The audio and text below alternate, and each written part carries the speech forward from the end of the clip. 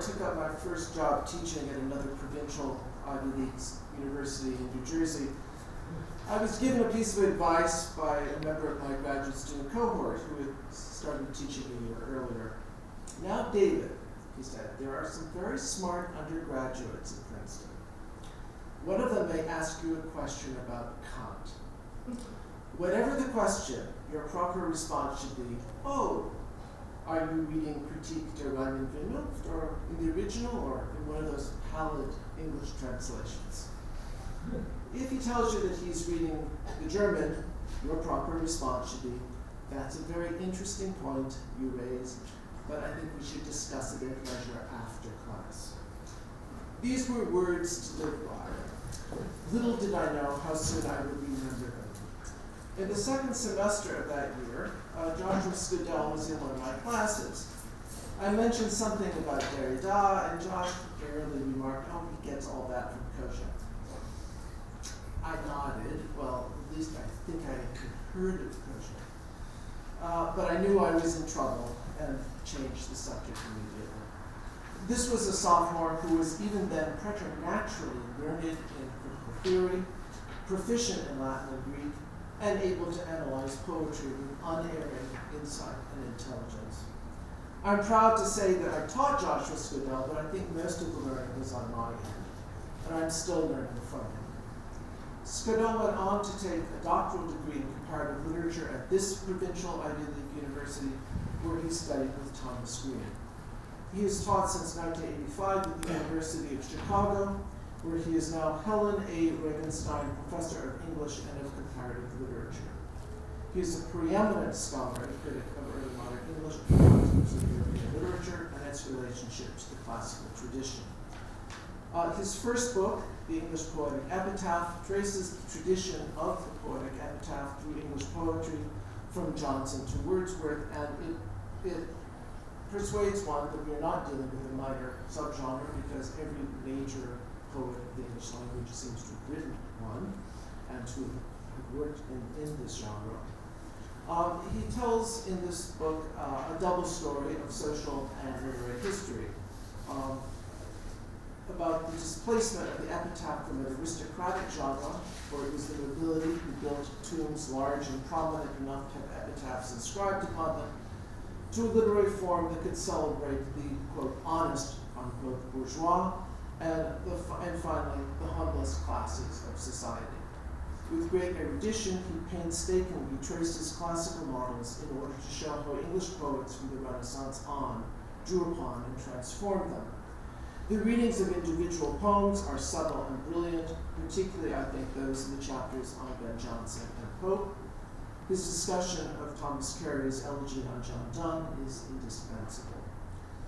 Professor Scodel's second large-scale book, Excess and the Mean in Early Modern Literature, moves from Spenser and Thomas Lodge to Milton, Dryden, and Aphra Behn. It was probably the most important critical book of its decade in English Renaissance studies. By focusing on the ideal of the mean and the critical examination that it receives in a century of new scientific discourse and great religious and political turbulence, Scodel proposes a cultural history of the age read through a variety of literary genres. Encyclopedic in scope, the book intersects with a range of related disciplines: social and political history, intellectual history, political philosophy.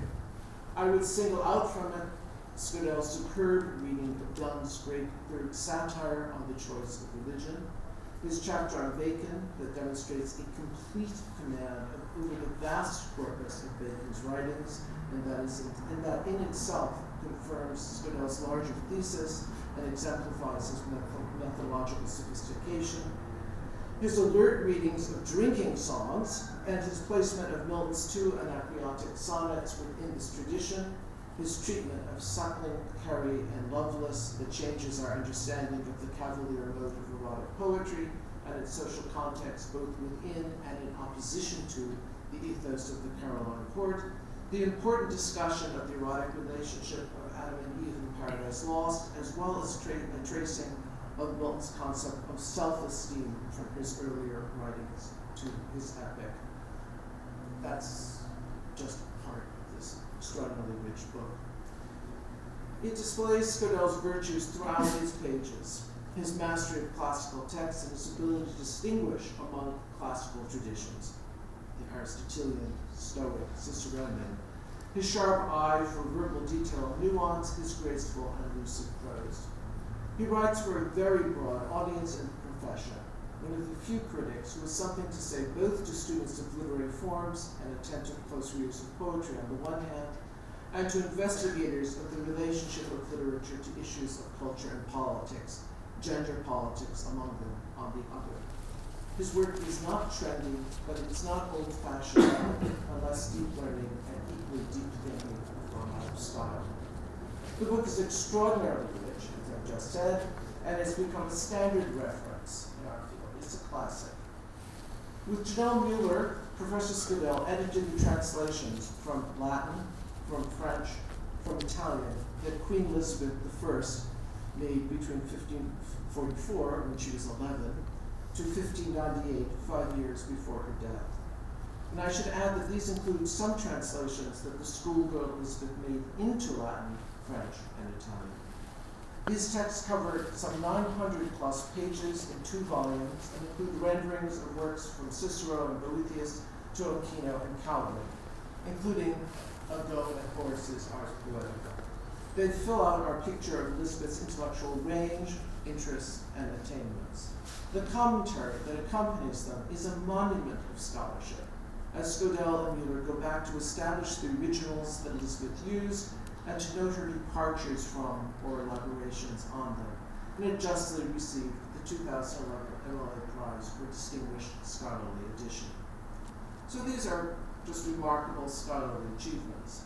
They've been accompanied by Professor Scodel's stints as chair of the Department of Comparative Literature at the University of Chicago and as a resident master of Burton Judson Dormitory, where Josh and his wife, Naomi Fukui, actually went some way into making the University of Chicago into the party school it prides itself on not being.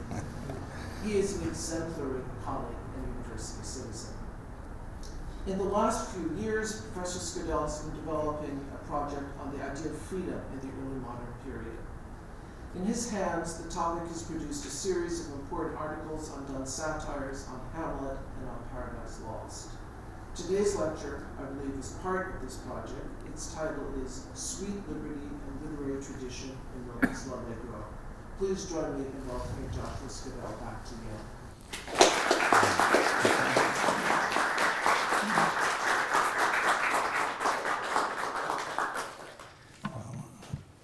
Thank you, Chris, and thank you, David, for your extremely generous introduction. I'm deeply honored by the invitation from Yale's Departments of Classics and Comparative Literature to deliver this lecture.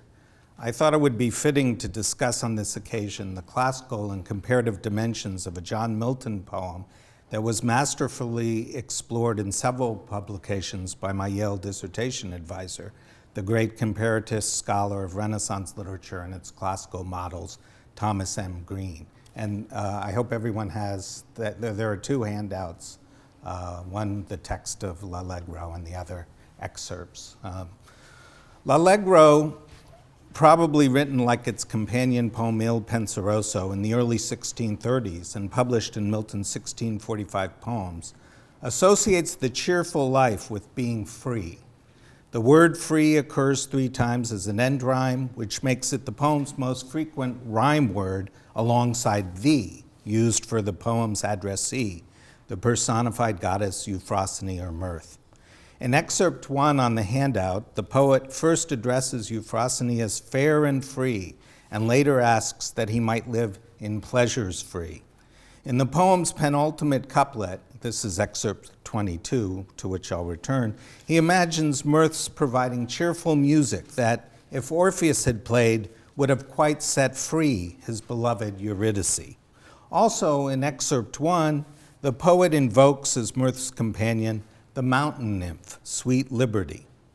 This lecture explores what L'Allegro means by the word free and by his particular image of liberty. Milton is poetically suggestive rather than conceptually precise. The word free takes on new senses at each occurrence, and Milton's striking and original personification of liberty as mountain nymph evokes contradictory resonances. Allusions to diverse classical and continental Renaissance genres, as well as literary and philosophical topoi, contribute to the reader's developing sense of what this poem celebrates as freedom. The most personal aspect of Milton's depiction of liberty is freedom from erotic commitments, a particular version of a culturally widespread notion of so-called positive liberty as freedom from enslaving passions. I will conclude this lecture by briefly considering how Il Penseroso preserves much of the preceding poem's distinctive sense of liberty, and how reading the two poems together highlights a conspicuous lacuna: the young poet's disinterest in a distinctly political notion of freedom, a disinterest closely related, I will argue, to Milton's sense of erotic liberty. Neither Milton's designation of his personified mirth as free, nor his depiction of liberty as her companion, is in itself surprising given the frequent contemporary association of mirth and good cheer with freedom from both external pressures and internal psychological constraints, however conceived. In a 1621 Christmas holiday entertainment, for example, Thomas Middleton has a personified levity bid Londoners be blithe and free, and let free mirth reign by expelling their usual cares with food and drink.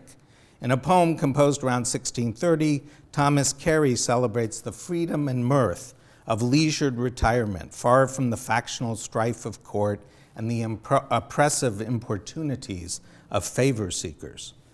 Milton dramatizes the connection between mirth and freedom by imagining the cheerful life as a movement through different pleasant scenes from morn to night. He describes himself in passage 2, sometimes walking and sometimes letting his eye encounter new pleasures as it measures or traverses the changing landscape. This peripatetic structure recalls a subgenre of Renaissance lyric, what Thomas Green called the Renaissance promenade poem, celebrating, quote, the idle stroller impelled only by his caprice. It also recalls the motif of free roaming that appears in a variety of ancient and Renaissance poems. Milton dramatizes what other strolling poems more explicitly tell. The end of Horace's Satire 1:6, excerpted in passage 3, is the chief ancient model for the Renaissance walking motif. Horace concludes his satire describing how he spends his day rambling by himself through Rome, wherever I desire, quacunque libid est. In a rural promenade excerpted in passage 4, Pierre de Ronsard similarly recalls wandering the countryside in liberté following his désir.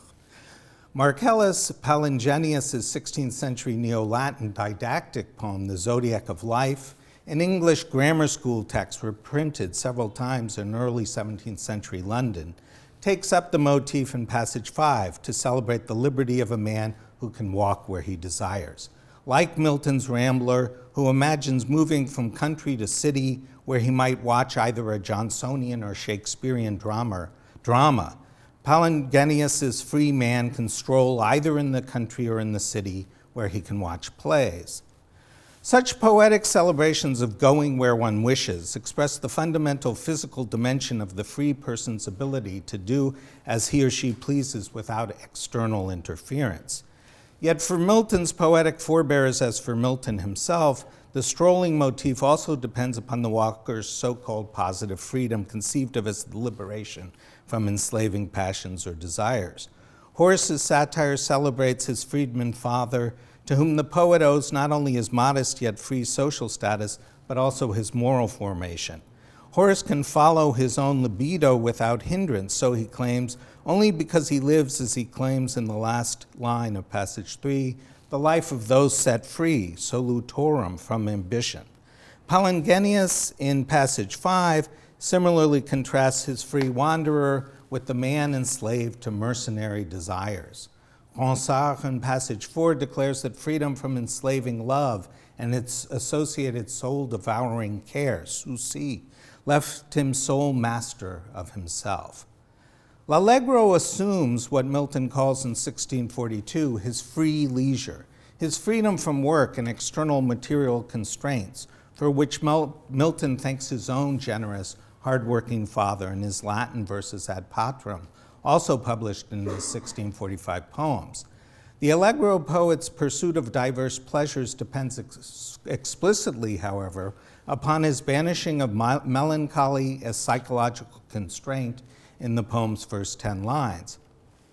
He then imagines what he calls heart-easing mirth in lines 13, defying sorrow at daybreak in line 45. Near the poem's end, in a passage to which I'll return, he asks that mirth combat eating cares with cheerful music. Milton's mountain nymph, Sweet Liberty, in passage 1, injects a highly ambiguous erotic note into the poem's association of liberty with freedom from psychological cares. With a proleptic appositive, Milton playfully advances his invented personification of liberty as a mountain nymph as if it were established mythological lore. Emphasizing the mountain but not the nymph, some scholars have explained Milton's personification in terms of Renaissance ethnographic and political associations of mountain regions like Switzerland with self-governance or freedom from outside rule. Yet such mountain communities were normally associated with a hard, labor-intensive primitivism and armed militancy at odds with the Allegro poet's pleasurable liberty and what he calls in line 120, scenes of peace. For contextually more appropriate resonances, we should focus on Milton's creative but classically based mythopoesis, the nymph rather than just her mountain. Milton's myth-making draws upon ancient and Renaissance descriptions of mountain nymphs as free in opposed senses. With its invocation of Euphrosyne or mirth as a goddess in passage 1 and later as a nymph in line 25, L'Allegro recalls classical hymns. In the Homeric hymn to Pan, excerpted in passage 6, mountain nymphs appear as the joyously roaming, singing, and dancing companions of the wild goat god Pan. Pan roams through the thick brush, and with him then the clear-voiced mountain nymphs, roaming nimbly by a spring of dark water, sing and dance. Sweet Liberty is a common phrase in early modern English, probably both for its euphony and its echoing of phrases in Latin and the Romance languages with cognates of liberty, going back to Cicero's oft-quoted invocation of the dulce nomen libertatis. Continental Renaissance texts celebrate liberty as dulce libertà, douce liberté, and dulce libertad. But Milton's suite in context supports his myth-making personification of liberty as nymph. Nymphs are generally addressed as sweet objects of usually masculine heterosexual desire. Indeed, sweet is, after the word fair, the most frequent preceding adjective modifier of nymph from 1500 to 1645 in the most comprehensive searchable corpus of Renaissance English literature, early English books online. Mountain nymphs are often imagined in both Greco-Roman and early modern texts either as Pan's erotic victims or coy erotic partners. Horace's Ode 3:18, a hymn to Faunus, the Roman Pan, addresses the god as the lover of fleeing nymphs, nympharum fugientamator. According to Horace's ancient commentator Porphyry, often included in Renaissance Horace editions, these nymphs flee with coy, playful wantonness, lascivion. Excerpted in passage 7, Milton's Neo-Latin Elegy 5, in celebration of spring from the 1645 poems, composed in spring 1629, helps gloss L'Allegro's mountain nymph. While imagining mortal youths and maidens desiring marriage, the Miltonic elegy's descriptions of randy pagan divinities recalls both the joyfully unrestrained roaming of gods and nymphs in texts like the Homeric hymn to Pan and Horace's sexually playful nymphs as glossed by Porphyry. Cupid inaugurates a list of lusty roaming gods. For wandering Cupid now runs over the whole world. This list ends with a couplet describing how Pan runs riot, followed by two couplets on lustful Faunus pursuing an Oread or mountain nymph who, hiding ill-concealed, wishes to be seen, laditansque cupit maletecta videri, and fleeing yearns to be caught. Milton proceeds to wish for the return of a golden age in which such divinities would forever dwell among men. Milton's concluding Oread echoes descriptions of coy human beloveds or puellae in Latin poetry. The Milton Variorum cites Galatea in Virgil's Eclogue 3, who in passage 8 flies but wishes first to be seen, se cupid ante videri. The Miltonic elegy's coy mountain nymph thus seems to embody a nostalgic vision of pagan sexual freedom, tantalizing in its elusivity. L'Allegro's mountain nymph evokes not only the sexually playful nymphs of Pan, but also a mythopoetic locale, mountainous Arcadia as reimagined in the genre long recognized as a major influence upon the rural scenes in Milton's eclectic poem L'Allegro, Virgilian and Renaissance pastoral. The Homeric hymn identifies Pan as an Arcadian god, and Milton's Elegy 5 in passage 7 refers to Mainalius Pan, alluding to Mount Mainalus, a Virgilian synecdoche for mountainous Arcadia. In Virgil's Eclogue, shepherds treat nymphae as tutelary spirits and inspirers of their songs. While setting the poems mostly in Rome and Italy, Virgil influentially associates pastoral poetry in 4 eclogues with mountainous Arcadia. In Eclogue 7, the shepherds Thyrsis and Corydon are identified as both Arcadians, Arcades ambo. In Eclogue 8, a shepherd sings Mine alios versus, and Virgil in Eclogue 4 invokes Arcadia as judge of his song. Eclogue 10, Milton's major model for his 1637 pastoral elegy Lycidas, takes place in Arcadia. The lamenting lover Gallus, identifying the Arcadian mountains as a place of poetic song, receives comfort from a weeping Mount Mainalus and imagines himself roaming with the nymphs on Mount Mainalus as a distraction from his unrequited love. Modern scholars debate how to construe Virgil's references to Greek Arcadia and pastoral set in Italy, but many Renaissance readers and writers would have found congenial the recent formulations of Frederick Jones. Arcadia is an idealized land of poetry, and Virgil's mixing of references to Italy and Arcadia juxtaposes Roman realities with an idealized literary construct. Building on Virgil, some Renaissance pastorals imagined mountainous Arcadia detached from a corrupt world, nurturing a golden age of liberty.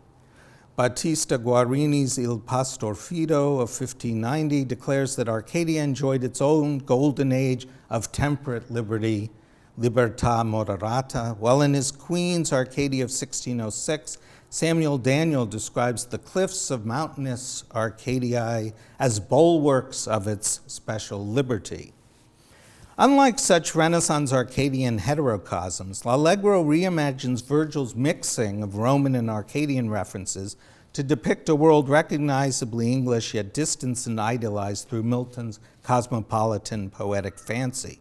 Without naming either England or Arcadia, L'Allegro juxtaposes pleasant features of early modern English cultural life, nut brown ale, native folk tales, and English dramatists Johnson and Shakespeare, with pastoral and Arcadian allusions, including his mountain nymph and the shepherds Thyrsis and Corydon in line 82, recalling the two figures Virgil's Eclogue identified as both Arcadians.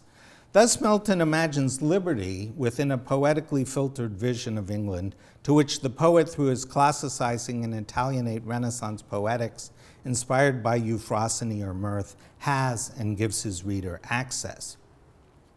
Recalling the sense of Greek nymphae and Latin nympha as young women, while retaining the mythological patina of nymph as nature spirit, Italian and English Renaissance pastorals often describe desirable young women as nymphae or nymphs. Faunus's cavorting with an Oread in Milton's Eclogue 5 has a human analog in Renaissance pastoral imaginings of shepherds' dalliances with nymphs. In Torquato Tasso's 1581 pastoral drama Aminta, a shepherd chorus longs for the return of a golden age of sexual libertate when shepherds and nymphs obeyed the easy rule of if it pleases, it's legit, se piace elice. This chorus was often excerpted, translated, imitated, and echoed in early modern England, and wishing to return to a golden age of erotic freedom became a libertine cultural topos. In passage 9, Daniel's 1601 translation of Tasso's chorus celebrates a golden age of nymphs and shepherds with free-born hearts mixing in wanton sort. The association of the mountain nymph Liberty in L'Allegro with golden-aged Arcadian sexual freedom accords with the genealogy L'Allegro earlier proposes in passage 10 for Liberty's companion, Mirth herself, as the daughter of Venus and Bacchus, i.e. sex and wine. Milton alludes to such free-spirited, erotically charged pastoral nymphs and shepherds when requesting that Euphrosyne allows him to join her and her mountain nymph companion in passage 1. And if I give thee honor due, Mirth, admit me of thy crew, to live with her and live with thee, and unreproved pleasures free. Milton famously echoes here the opening line of Christopher Marlowe's seduction poem entitled The Passionate Shepherd to His Love in the 1600 pastoral collection England's Helicon. This is passage 11. Come live with me and be my love. Walter Raleigh's verse response in England's Helicon to Marlowe's poem, The Nymph's Reply, interprets it as addressed to a nymph. Yet Milton sharply reduces pastoral eroticism to playful suggestiveness.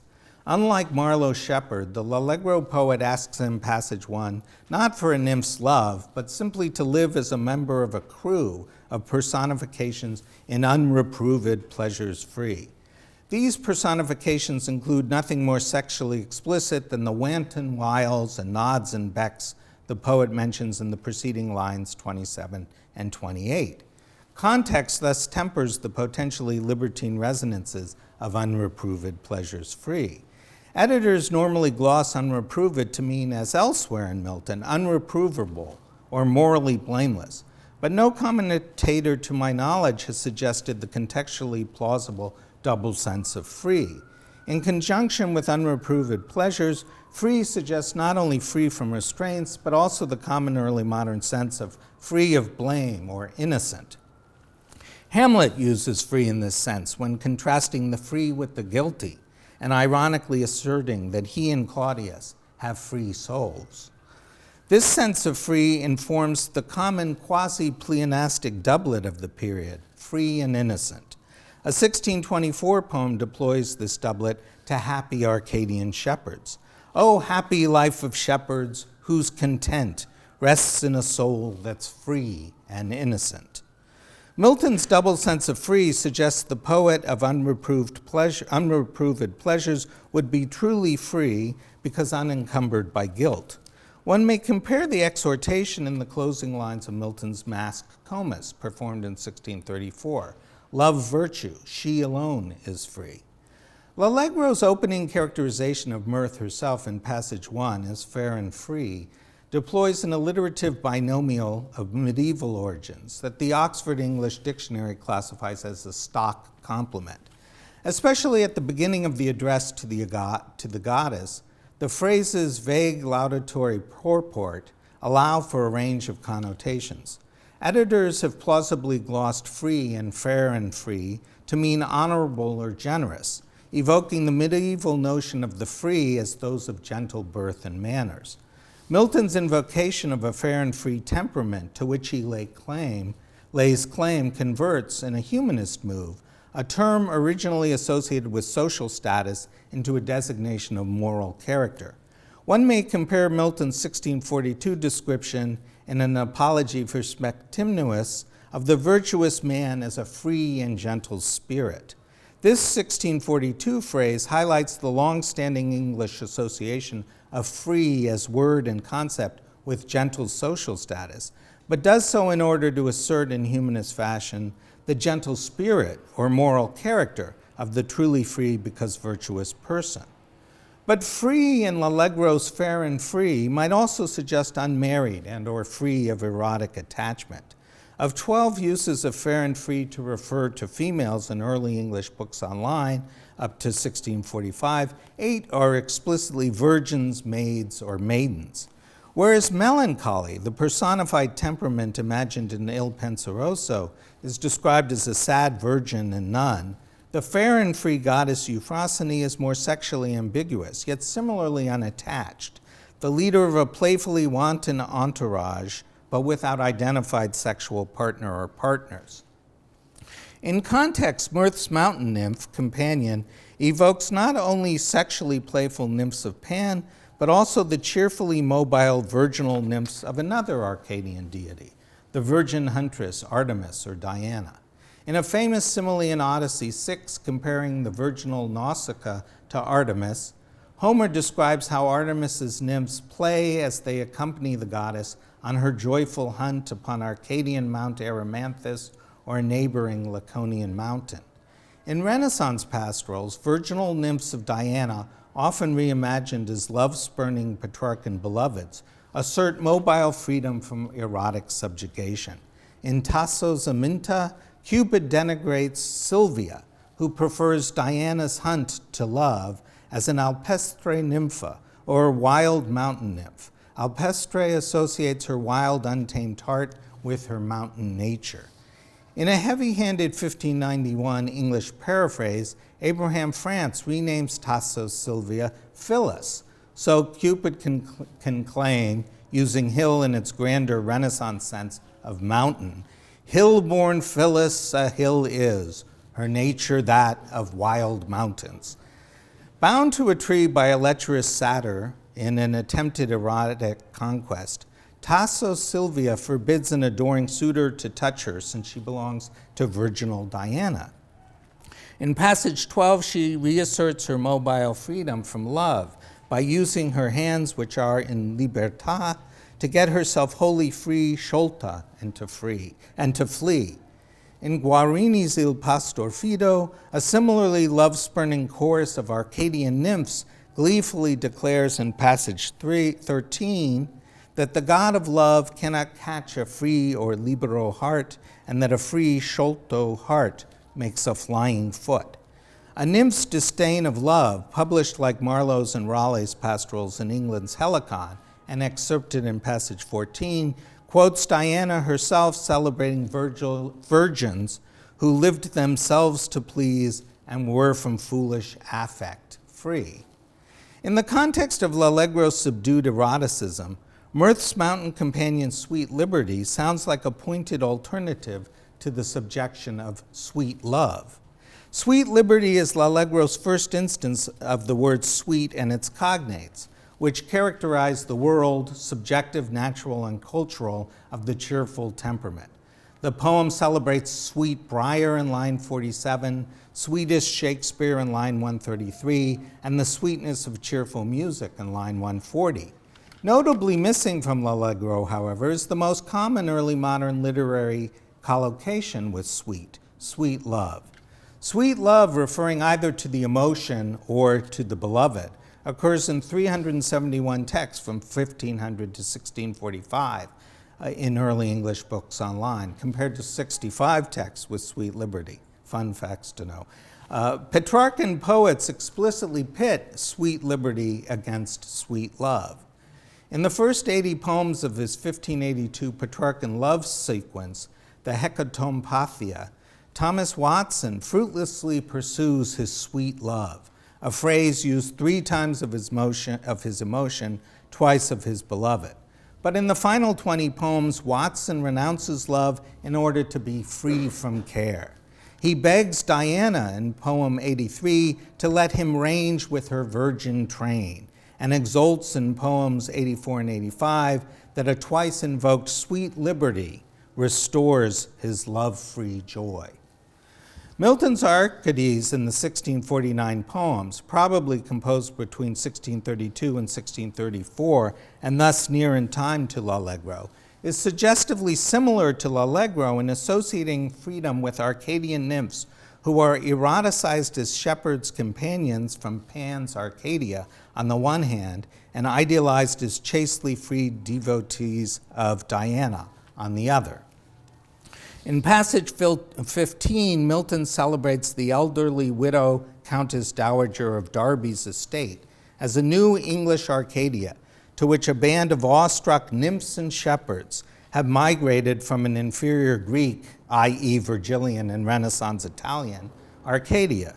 Arcadies describes Syrinx as Arcadian Pan's mistress in line 106, thus transforming, as do other Renaissance pastorals, Pan's attempted rape of Syrinx, the virginal Arcadian nymph of Diana, described in Ovid's Metamorphoses, Book 1, into a happy consensual sexual union that presumably typifies the erotic freedom of Pan's Arcadia.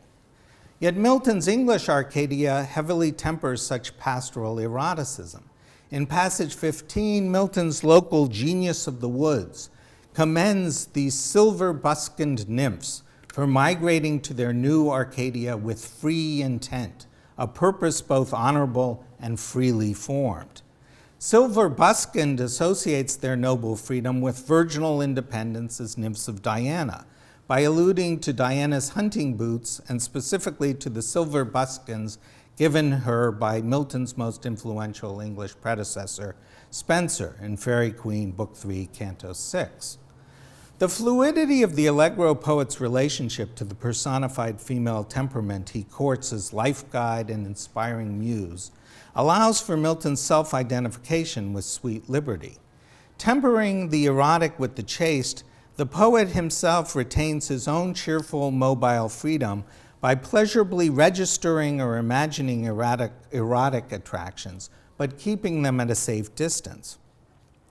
L'Allegro's two imagistically linked references to female beauties in passages 16 and 17 imagine other men's erotic fascinations. Towers and battlements it, the poet's eye, sees, bosomed high in tufted trees, where perhaps some beauty lies, the cynosure of neighboring eyes. Towered cities please us then, where throngs of knights and barons bold, and weeds of peace high triumphs hold, with stores of ladies whose bright eyes rain influence and judge the prize of wit or arms, while both contend to win her grace, whom all commend. In passage 16, the poet imagines a hidden beauty that might be the object of attraction for neighboring eyes before blithely turning himself to a new non-erotic scene hard by. In passage 17, the poet imagines other men competing for the attention of women whose eyes exert astrological and erotic power over them, but not him. The poet's erotic freedom here reworks two earlier Neo-Latin elegies, Elegies 1 and 7, in Milton's 1645 poems, in which he succumbed to female eyes. In Elegy 7, composed circa 1626 to 1627, Milton describes his burning in love for one of the beautiful women glimpsed on strolls that anticipate L'Allegro. Unlike in L'Allegro, however, in passage 18, he lets his own eyes succumb to the eyes of beautiful girls. Not foreseeing the danger, I sent my eyes to meet their eyes. Immediately after Elegy 7, which is the last of his Roman-style elegies, a palinode declares the poet has now escaped his erotic yoke, his jugum, a figure in Roman love elegy for servitium amoris, or erotic servitude. L'Allegro's celebration of a cheerfully mobile, detached sweet liberty implicitly challenges not only Latin elegiac or Petrarchan subjection, but also the dominant early modern adult sexual norm, marriage. Writers of the period, even when they celebrated marriage, often acknowledged the conjugal sacrifice of mobile liberty. In a 1612 emblem book, Henry Peacham decried the servile yoke of marriage for depriving a man of liberty to wander where he list. Robert Burton's 1628 Anatomy of Melancholy, long considered a source for Milton's companion poems, notes how merrily and free the single man lives who, tied to no residence, may go and come as he pleases. Milton concludes L'Allegro with three passages that conform to cultural expectations by celebrating marriage as in some way part of the cheerful life. Yet the Allegro poet takes pleasure only in imagining spectacles of other men's marriages or in marriage as metaphor or myth, not in imagining actual marriage for himself. Indeed, the poet's own happy non-attachment becomes even more striking as references accumulate to other men's conjugal bonds. Immediately after imagining urban men's competition for ladies, Milton in passage 19 bids the marriage god Hymen oft appear for revelries, marriage celebrations presumably issuing from the sort of love competitions just described involving other men. Then in passage 20, Milton imagines his own sensual encounter with poetic song. And ever against eating cares, lap me in soft Lydian airs, married to mortal verse, such as the meeting soul may pierce, in notes with many a winding bout of linked sweetness long drawn out, with wanton heed and giddy cunning, the melting voice through mazes running. Milton's desire for music married to immortal verse seeks for himself a connubial bliss of a figurative and aesthetic rather than literal kind. These lines on Lydian music heavily aestheticize, moreover, erotic urges. Milton celebrates the Lydian musical mode condemned by Plato in Republic 398e as effeminizing and associated by Spenser with lascivious sexual disport in Faerie Queene, Book 3, Canto 1. Milton's erotically charged terms soft, wanton, and melting acknowledge how such sensuous music might be condemned by association with effeminizing sex. The poet's request for passive enjoyment with lap me and pierce might be compared to Spenserian Britomart's nightmare of her beloved Artegall effeminized amongst loose ladies lapped in delight in Faerie Queene, Book 5, Canto 6. Yet ever against eating cares justifies such music against moralizing by invoking a view with ancient authority and common among Renaissance music theorists that the cheerful or allegro Lydian musical mode cured anxious cares. Milton undergirds his defense with the Horatian phrase, eating cares, which underscores his substitution of sensuous aesthetic delight for actual sex. In Ode to 11, excerpted in passage 21, Horace calls for a drinking party to dispel eating cares, kuras edaces, and wishes for the courtesan Lude to entertain with her lyre. In place of Horace's prostitute, whose name suggests Lydian origins, Milton wishes the personification mirth to provide him with Lydian airs, without an identified human agent. While Horace associates poetic song with sex, Milton substitutes the first for the second. Milton's substitution of eroticized immortal song for human coupling, whether extramarital or conjugal, inflects his complex final reference to marriage, the immediately following allusion to the mythic ur-poet and tragic conjugal lover Orpheus. The speaker imagines in passage 22 his Lydian song, untwisting all the chains that tie the hidden soul of harmony, that Orpheus' self may heave his head from golden slumbers on a bed of heaped Elysian flowers and hear such strains as would have won the ear of Pluto to have quite set free his half-regained Eurydice. Once more, Milton displaces heterosexual desire onto another man. Milton associates his own escape from cares through immortal song with freedom by analogizing it to the counterfactual of Orpheus's having been able to quite set free his Eurydice from death. L'Allegro's earlier contrast of youthful jollity with wrinkled care in lines 26 and 31 suggests that his eating cares at least partly involve intimations of senescence and mortality. Without mentioning Orpheus's ultimate failure, Spenser's 1500 Ruins of Time treats Orpheus's bringing Eurydice back again to life as an allegory of how mortals are by poetry freed from bands of implacable hate. Freed from bands of implacable fate. By contrast, Milton's counterfactual reminds readers that Orpheus in his kind of poetry failed to free his wife from mortality. Orpheus failed because, as Virgil's Georgics famously relates, Orpheus was himself conquered, victorious, by an erotic furor that made him look back despite Pluto's command. In the Consolation of Philosophy, passage 23, Boethius interpreted the tale as an allegory of those who conquered victus by earthly desires cannot untie the chains, the vincula, of heavy earth. In Angelo Poliziano's Renaissance recounting, the twice bereft Orpheus laments losing his libertà for a woman.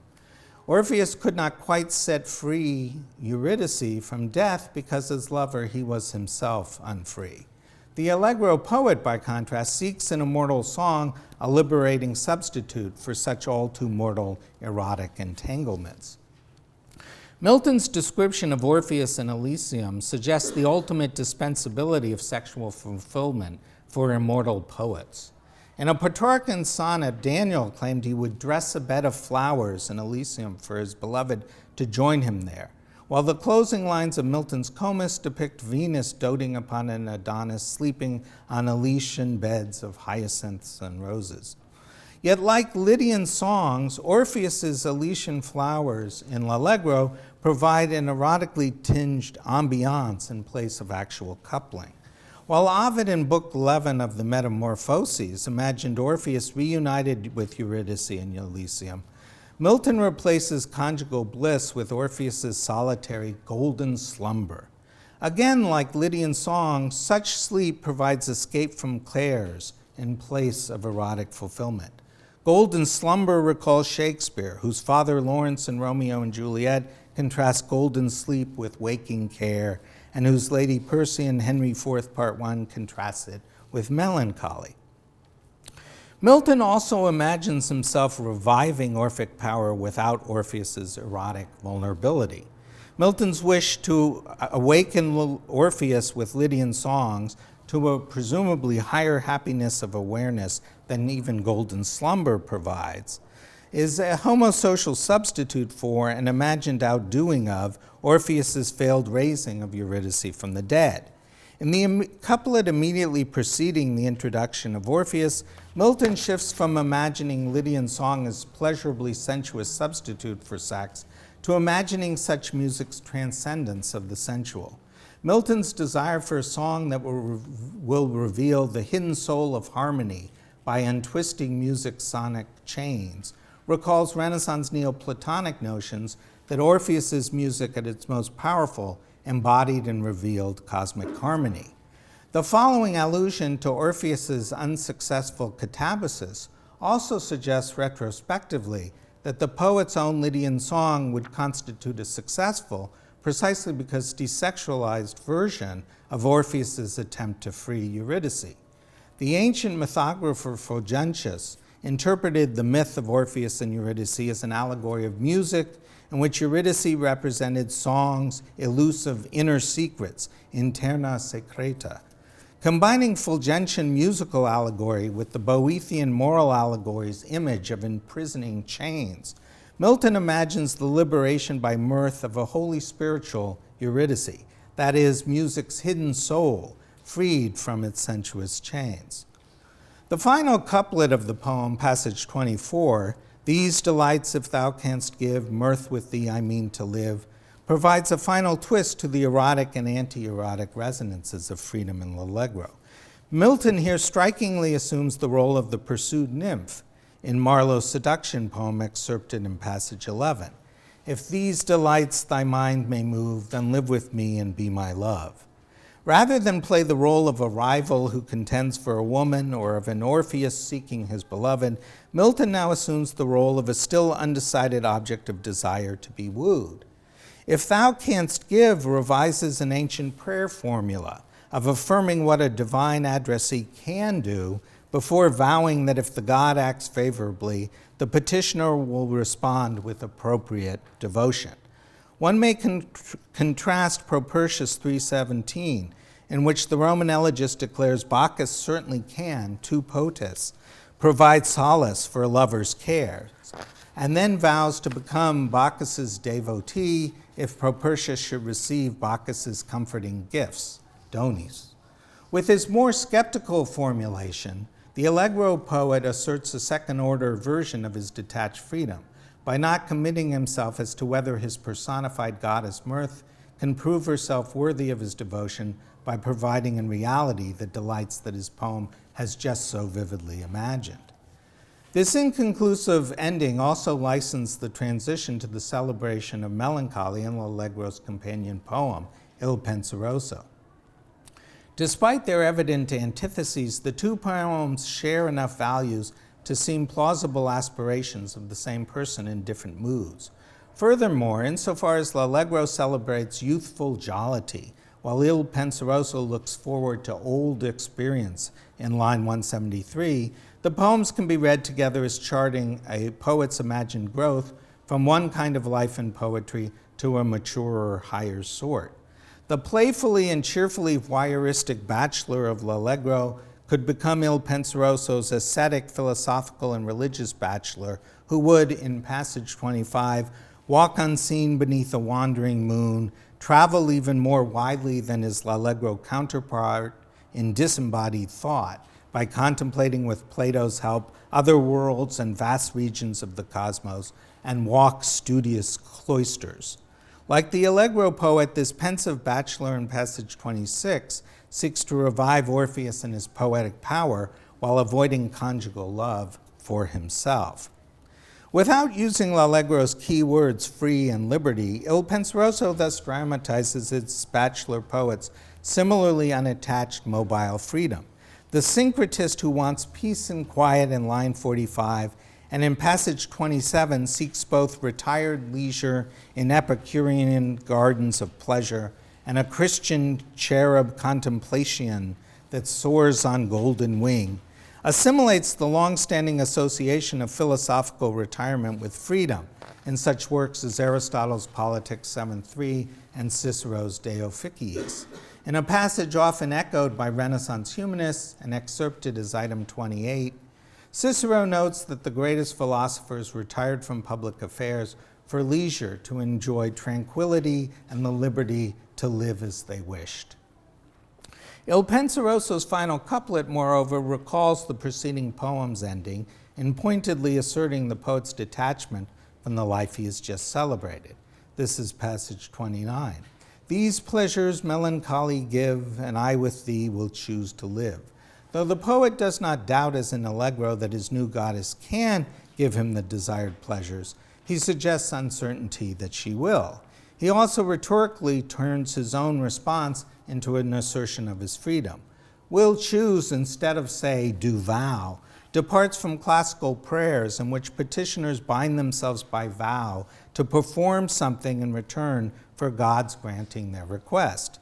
Milton conditionally promises, of course, yet he insists that his future action will remain his free choice. Milton thus concludes both poems by asserting his detached freedom from the temperaments whose freedom he has so vividly imagined. Milton's two kinds of imagined lives in his companion poems replace the classical scheme of three kinds of lives, that of pleasure, contemplation, and political action, expounded in various influential texts, including Aristotle's Nicomachean Ethics, Seneca's De Otio, and Plutarch's Education of Children. Marsilio Ficino declared a mixture of these three lives best.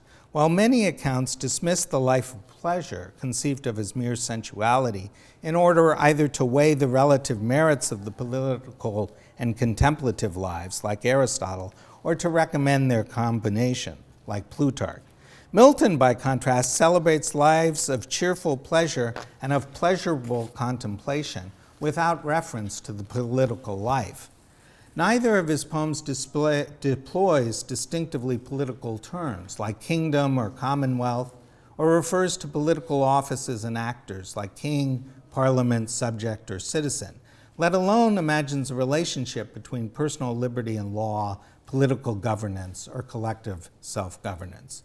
L'Allegro imagines its Arcadian England as a porous cultural entity rather than a bounded territorial nation-state, a place defined by its native customs, folktales, and poets, but also by Milton's own classicizing and Italianate literary vision. While Milton's later writings also celebrate freedom from external constraints and from enslaving passions, the celebration first of cheerful and then of meditative bachelorhood in his youthful companion poems expresses a very different vision from the Protestant Republican Milton's prose defenses of English political and religious freedom, as well as from his later reimaginings in prose and verse of marriage as a vexed domain of freedom and its potential loss. The two poems also do not adopt the avowedly vehement apocalyptic rhetoric concerning the sage and serious doctrine of virginity that Milton develops in a famous passage in Comus. added between 1634 and 1637, which ascribes to virginity a potentially world-shattering power. John Rogers has persuasively argued that Comus provides a harbinger of politicized celebrations of sexual abstinence in the revolutionary 1640s and 1650s by English Protestants, largely inspired by Paul's apocalyptic celebration of virginity in 1 Corinthians 7. But Milton's parallel avoidance of conjugal and political life in L'Allegro and Il Penseroso has a different logic and pedigree. The parallel avoidance makes intuitive sense in terms of early modern conceptions of the patriarchal household as microcosm of the polity, and of the male householder's rule over his wife and children as itself a kind of public office. But classicizing Milton also had ancient poetic models and an ancient philosophical paradigm for reference. For models, he had both the sexually active bachelor Horace, who freely rambled alone in Satire 1:6 and celebrated what he called in Epistle 1:7, otia liberima, and the unmarried Virgil, who in Georgics 2 wished for a life either of retired Epicurean contemplation or of inglorious rural contentment, and who, as David Wilson Okamura has documented, Renaissance commentators declared amidst conflicting evidence not pederastic but celibate. Malcolm Schofield has argued that in philosophical discussions of the active versus contemplative life, influenced by Stoic and anti-Stoic polemic, the decision to marry was seen as a decision for the political rather than the quiet life of retirement. The Stoic spokesman in Cicero's De Finibus, Book 3, Chapter 68, argues that the wise man follows nature in seeking both to engage in political life and to marry and have children. Diogenes Laertius's Lives of the Philosophers, recommended for study in Milton's 1644 of Education, similarly alleges in the excerpts in passage 30 that Plato, Aristotle, Antisthenes, and Zeno all assert that the wise men will participate in political life and will marry. By contrast, Epicurus in Laertius's text is amended in the late 16th century by Isaac Casaubon, your passage 31, rejects marriage and politics alike. Excerpted in passage 32, the 2nd century CE rhetorician Maximus of Tyre, whose orations saw several editions and translations into Latin and French in the 16th and early 17th centuries, describes how Diogenes the Cynic traveled the earth without restraint, not busied by political life, not tormented by child rearing, and not hemmed in by marriage. Some early modern English texts similarly associate the bachelor intellectual's wandering with a freedom untroubled by political service. A Life of Pico della Mirandola, translated by Thomas More in 1504, notes that the wandering philosopher avoided both wedding and all worldly affairs because liberty above all things he loved. More's own 1516 Utopia contrasts More himself, described as both king's servant and devoted family man, with Hythlodaeus, the solitary philosophical traveler who rejects court service and declares, echoing Cicero's De Officiis, I live as I wish, vivo ut volo. Henry Peacham's 1637 essay on Sweet Liberty extols the itinerant freedom of the bachelor intellectual Paracelsus as preferable to ruling as an emperor.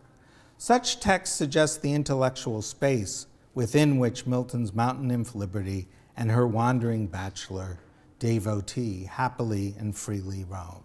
Thank you.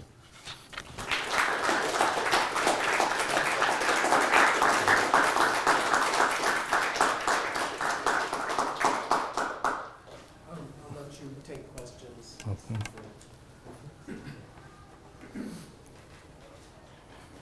Sure. Thank you for your talk. I was struck by the Horace references, especially the passage where he mentions sort of freedom from ambitione, given that in the classical sense often has a political valence as well, and given that Horace, in a number of his poems, sort of tries to show himself as choosing the path apart from that. So I was wondering how you might incorporate that into your larger argument and the points especially that you made at the end of your talk. Yeah, I mean, I think, so Milton is reading that satire, as a celebration of a liberty apart from politics. And of course, I mean, there are all kinds of complications in the Horace itself in terms of, and I think, Luke Roman, in a book on autonomy, the idea of literary autonomy, talks about Maecenas, for example, as the absent presence in that poem. And it's clear that, Horace is asserting a certain kind of separation from political life and from dependence that's let's say, complicated. As is Milton. I mean, I think one of the things that's interesting about L'Allegro is the way in which he really poses these temperaments as the things that will give him the life he wants, and what he really doesn't acknowledge in the poem itself is the material background for that, let's say. And I think there's an interesting parallels between his sense of debt to his father, which he doesn't express here, but which makes his material freedom possible, let's say, and what's going on in Horace as well. Yeah, John. Could you say a little more about there is as you wonderfully point out, it is cleaned up, the eroticization of the mountain now. Mm-hmm. It's a kind of light touch that he's pouring into the eroticization. And how does that fit precisely with the notion of a commitment to a bachelor scholarly life, free from cares and woes? And it's you would think, at least, to extend that argument, that he would want to wipe Eros from this idealization altogether. But it has a kind of half-life. It's not sexy, but but there's as you point out, It's there's a poetic erotic residue. right. I mean, and I think that's precisely what he wants. I mean, that there's a notion in Allegro. I mean, it's more complicated in El Penseroso, I'd say, but in L'Allegro, he wants to basically claim, I think, that you can get a certain erotic pleasure without what he's figuring as erotic subjugation or actual sex. So it's I take it it's an enriching of the bachelor. What would it look like?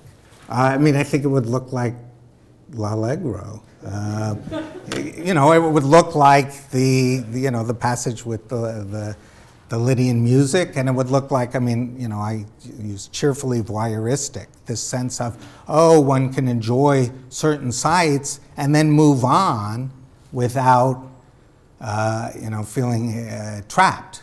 And I think, that's those passages where he really is so clearly reworking earlier passages of his are kind of, I can continue in that erotic mode, but in such a sort of low-key way that, I can maintain my freedom.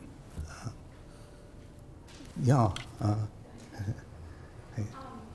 you so much for that amazing talk. I have two questions that I guess are sort of related. The first is, I'm curious about to what extent your account of freedom and its connection to eroticism, poetry, and politics in some ways is intersecting with the way someone like Susan Stewart is thinking about the idea of the poet's freedom as itself somehow political, in the sense that the idea of the autonomy of the poet to write and the kind of creative freedom to produce the aesthetic work then becomes itself a kind of call for a certain sort of political freedom. And so, I don't know this book on that, but what's interesting there to me, and it's a very kind of impressionistic book, it's making a kind of argument, but what's interesting to me there is her sense that the claim, historically of poets for a kind of aesthetic freedom, which is partly where we end up here, and I think in your argument, is also in a broader sense a freedom from a certain kind kind of political ideal of freedom, right? That the claim for aesthetic freedom could also be about autonomy in a political sense.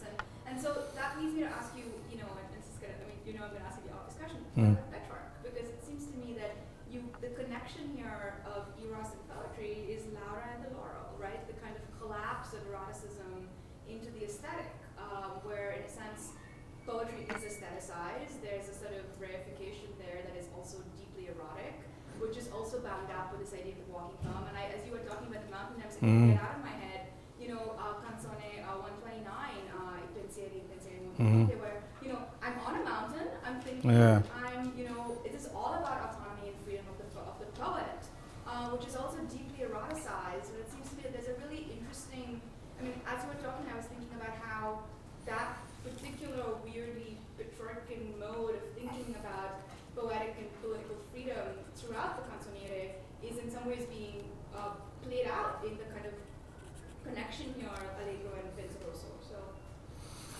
Yeah, the first question, is it political? I'm always, there's a certain sense in which the rejection of a certain kind of politics has to be political, right? I would agree with that. I think there is a strong sense, though, of avoiding what you would call sort of political duties or a sense of political service, and so a certain kind of notion of what liberty involves and entails, let's say.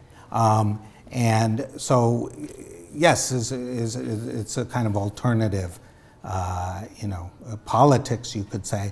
I think what I'm struck by is sort of the rejection in the poems of what's traditionally characterized as the political life. And one of the things that interests me in that connection, I don't talk about here, but I've also worked on L'Allegro and Il Penseroso in relation to Georgic, and there, the treatment of labor there is quite interesting because, I noticed as I was writing this that many people associate, in fact, L'Allegro with the active life because it has scenes of labor. And the problem with that is, first of all, that labor is really like marriage, I think. It's one of those things that's okay for other people and not for the poet.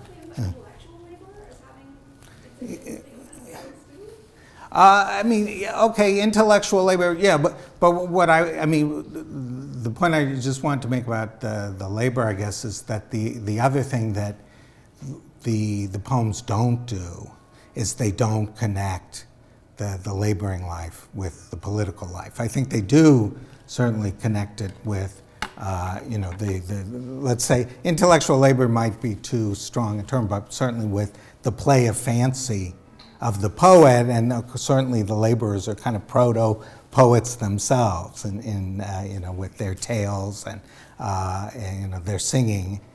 So there is that kind of the bond that he's forming to poetry.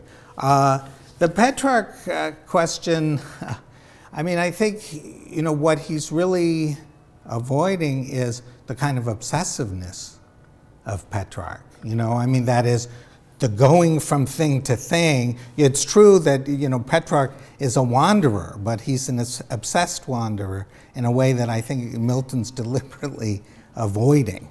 The sweet liberty that he's talking about, Petrarch, he doesn't actually use that term, I don't think, dolce libertà, but he does talk about the sweet time before love, right? And so this is one more version of that sweet time, I would say, when you've escaped or partially escaped from the erotic. Yeah. Thank you very much for that talk. This follows on from that question in a very small way. I take the point about the disavowal of explicit political language in these poems. And at the beginning of the talk, you mentioned briefly arguments which argue for the political significance of the topography of mountains. It struck me that two of your intertexts, passages 23 and 32, have shades of Prometheanism in them. And the Vincula and Orpheus and the Desmoi and niceness of Tyre. And in that passage in 32, we also have the Tyrannos. So it's thinking maybe about intellectual freedom and resistance through the tradition of Prometheus and mountains, and the heavily charged erotic figure of the tyrant and resistance to the tyrant as it's a very small point, but another dimension in which I guess a kind of reaction or withholding of a certain kind of erotic domination through the figure of the tyrannical Eros. Yeah, that's interesting. I mean, I would want to follow up on certainly the Promethean aspect of it. But I guess, I mean, the notion of kind of escaping from political constraints, I think, here is, again, you could call it, it's a political move, precisely by refusing certain kinds of political categories. And you could argue too, I mean, I guess there are various places in the poem that there are certainly social categories, knights and barons, for example. But I mean, again, it's very striking. There is no monarch, there is no subject, and the knights and barons have this kind of feudal haze to them. He's quite interested in, I'd say, social hierarchies. So they're the laborers and then these knights and barons, but not in categories of political office. I think that kind of silence, especially given some of his later work, is very striking. Yeah. Could I ask a question that I'll put in terms of figure and ground? Yeah. Because in a way that's just so wonderfully appropriate to this occasion, bridging classics and English literature. You have, for me, transformed figure into ground and ground into figure. That is the assumption that the classics are a background, as it were, for Milton's English poetry, and what you've shown, I think, quite brilliantly. And let's remember that Milton is at a point where he's just beginning to write in English. Yeah. As opposed to writing. You've shown that Milton is a Latin poet, profoundly and deeply in this poem. Now, others would read it another way. John Guillory, a long time ago, talking about the English poets who are named in these poems or invoked in these poems. And I wonder, what are they doing here? And there's something, the Latin poets are here pretty much entirely by allusion, and often very deep allusion, as you show. The English poets are named. Right. The striking thing is, in fact, that the only English names are, in fact, poets. Which gets to this point of, the creating, you could say, the realm of poetry, but also imagining England as essentially a literary and cultural entity, I would say. That is, these are very nationalist poems, and from the very beginning, the idea that Euphrosyne, who's on earth called Mirth, and so there's a play with this Homeric idea, that there are different names for things on Olympus and on Earth, and then that becomes converted to the Greek name and the English name, so England is Earth in some way. So there's all kinds of playfulness about what it means to write an English poem, I think. And he's, and I think he's mediating between the idea of England as his place and a much larger world. I mean, one of the striking things is in the Latin poems, you actually get references to London, and L'Allegro, you get towered cities. So there's a kind of, back and forth between to what extent is this about this specific place and this, you could say, larger world of imagination. And that's where I think the model of what Virgil is doing in the Eclogues is is so important. That is, this idea of mixing Rome with Arcadia, such that you get this kind of imaginary land that still is Rome, but is Rome plus, let's say. And I think Milton, that is his model for. The fact that Marlowe is not named. I mean, that Marlowe is the one who is most deeply present in his poem in the way that Latin poets are present. That is to say, elusively, but not named. I mean, is he after something in this poem that's not available in the names of the poets that he names and alludes to most conspicuously? That's very interesting. I mean, I think, it's striking that Johnson and Shakespeare, I mean, he alludes to the drama, public theater, and I think, his relation to Marlowe, is obviously quite fraught, but also it is a kind of avenue into, something other, let's say, than public poetry. So I haven't really thought about why he doesn't name Marlowe, but he's not a comic dramatist. right. But I mean, yeah. John, you had an idea. I'm just playing with the idea of Milton's, and it is interesting because it's so different from the angry Milton that thus they relate Irving of Paradise Lost, who always needs to put his precursors. They become Bloomian precursors by that point, and he needs to put them into place. It's a much more light-handed touch, obviously, right? And it's not a relation of indebtedness. I'm still struggling with the erotic subject position of a desire to desire, but without the need for release, and certainly without the Comus-like investment in just steely virginity. There's a kind of liminal state there, and I'm wondering if that's related to this light-handed and relation to all of this literary patrimony. So it'll be 6 or so years before he writes the Patrum that you mentioned. And there he says, all of my debts to you, Father, are evident here on this page, because I poured all of my learning into this intensely elusive poem. He's indebted to the Father for supporting all the additional study. He's indebted to all of these literary, Latin poets that he's been ingesting. And in L'Allegro and Elena Penseroso, it's not conflicted, and maybe it's not recognized as debt. Maybe that's why it's just something else. It's a shared community.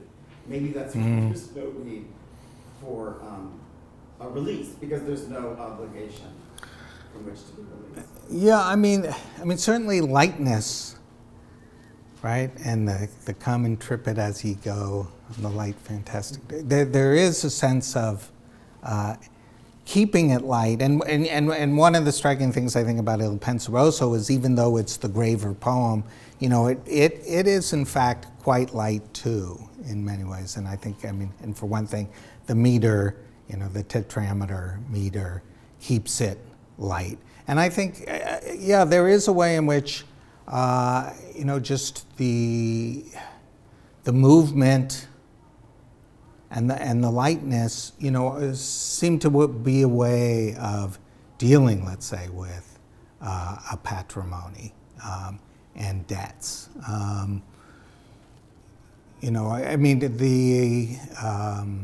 It's quite interesting. I think that Euphrosyne, in fact, one of the subtexts I didn't talk about is the Fairy Queen and the Colin Clout and his vision, and the way that in that Euphrosyne is so clearly the figure for giving of gifts and the return of gifts, right? So in other words, there is a whole subtext about indebtedness here, but I think it is very it's lightened such that it doesn't, nothing seems like a burden. But yeah, I want to think about this more in terms of, if a certain kind of community, let's say a cultural community. Yes? I'm wondering, actually, I'm very struck by this. I mean, even in terms of thinking about the Orpheus myth, and the Orpheus, it does show up in the Elysian Fields, happily ever after in Virgil, in Book 6, which is also filled with allusions back to the Fourth Georgic and to the tragic, the tragic story. And I mean, the one thing about melancholy is as who is chased away at the beginning, but she's in the other part of the Virgilian underworld. Mm-hmm. And I wonder about what you do with the final move of the poem when it says, set free is half regained. Eurydice says, does this in fact mean this won't work? That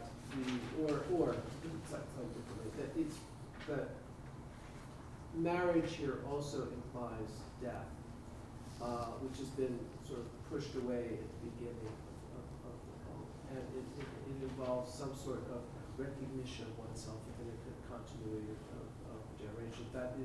That's also one of the cares that goes with politics, that marriage and politics is to provide something that lasts beyond yourself, but also means acknowledging that the self is going to die. Yeah. And I wonder what you do with that during the final line. Just to say the mirth cannot be these delights if thou canst give, where it would mean I need to live. Does that mean that in fact mirth really can't, that in some sense, I'm sorry, but in some sense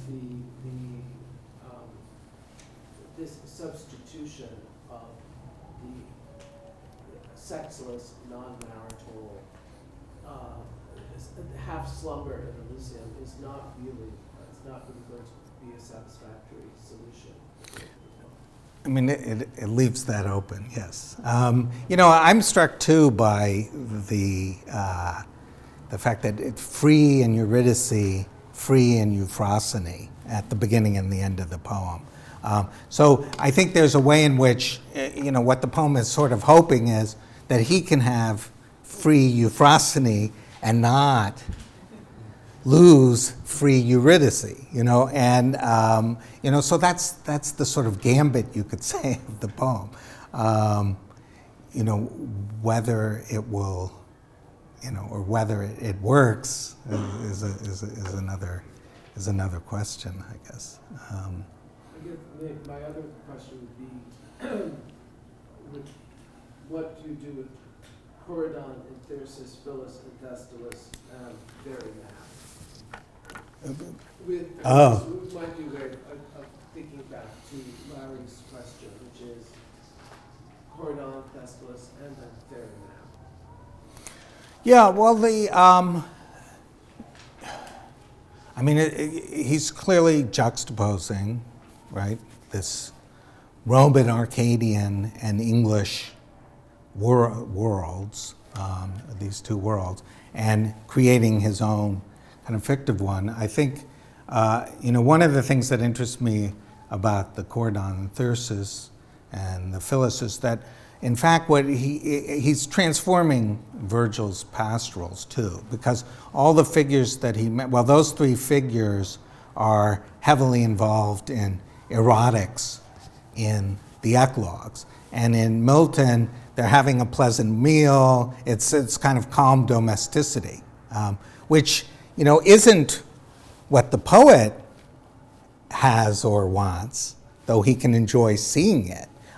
But it's another version of kind of escaping erotics, I think, and kind of identifying it with a new sort of Arcadianized England in this, let's say, calmer vein. I